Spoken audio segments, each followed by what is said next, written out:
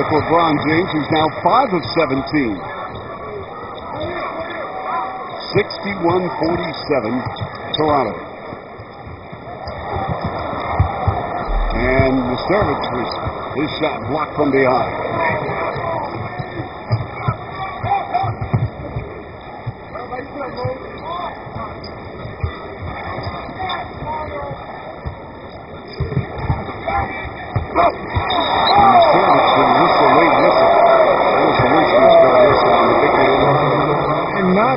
We'll get another look at it. Not necessarily that it was a foul, but watch the movement of Rasha. He just swipes across. And it looked like he got all ball, but from a different angle, that could look very different to an official. And Jamario Moon, the clock ticking down, had to get it up and let it fly. One thing for Cleveland, and the tough break for the Raptors, Chuck, is they're really not running anything offensively. They're basically taking turns going one-on-one. You know, it's something that, Mike Brown was criticized for their lack of offense, even in the NBA Finals last year. But I think he's done a reasonable job with what he has. I mean, you don't have a lot of great offensive players. You have one great one that makes everybody else a lot better. As a result, he's pretty much doing the best he can. He's really put his bread and butter on their defense. I'm going to disagree with you. I do think they have some decent offensive players. Decent. As I said, they're decent, not great. But they have one great one that makes them all just that much better. I mean, Larry Hughes is a pretty good offensive player. But you hardly have Larry Hughes' services. You never know when he's going to be there. In the playoffs, where was he? Injuries become a big factor. Gooden is hit or miss. Varejao has very limited offense, gives you great rebounding and defense. So you can go down the line. Damon Jones, some days he's there, some days he's not. Gibson had a great playoffs for him, but from a consistency standpoint, they really rely on LeBron James and somebody else getting hot. So, Mike Brown, I thought, took some undue criticism in that regard. James giving it up. Larry Hughes, book it, 3 ball. If you just joined us, the Raptors got out to an unbelievable start. At the beginning of this ball game, they led by as many as 20 points. Right now, it's down to 9 with 3:13 remaining third quarter. Yeah, and you're in a 9-point game at home when your opponent's shooting 35%. That has to be a concern for the Raptors right now.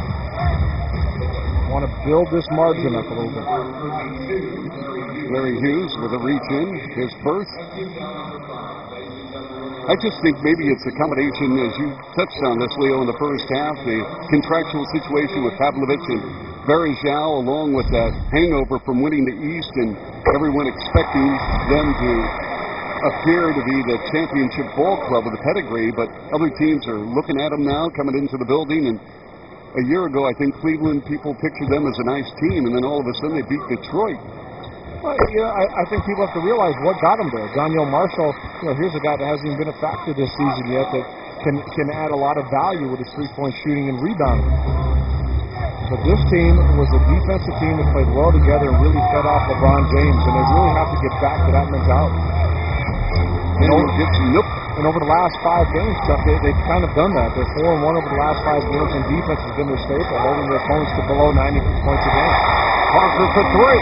Anthony Parker with 18. After being held to 7 points in 36 minutes by the Pistons, going 2 of 11.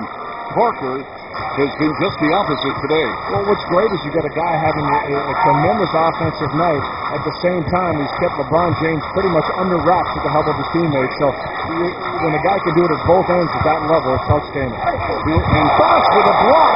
2 seconds remaining. Hughes. Nope, hit glass, no rim, 24 violation. And Bosch made the block, but Anthony Parker made a run at the shooter to make sure that desperation shot didn't have a chance. He has been the best player on the floor this afternoon. 66-52 rounds. Away from his first career double-double. I can't believe that would be his first career double-double. Calderon, by the way, has his 10th double-double on the season of 10 points, 10 assists in 28 minutes. Chuck, when we did the New Orleans game, and why not Parker again? We did the New Orleans game, and we were talking about Chris Paul, and we started looking at the numbers and realizing Calderon's numbers as a starter. I mean, he's been a double-double player as a starter in this league and leads the NBA in assists to turnovers at 6-1. That's phenomenal. Phenomenal. You talk about a player stepping up and taking advantage of a situation he didn't ask for with TJ Ford being hurt, but he has certainly made the most out of it. Great hustle by Varejao. You're right. And Leo, in a recent interview, on the Raptors telecast. Brian Colangelo in Phoenix told us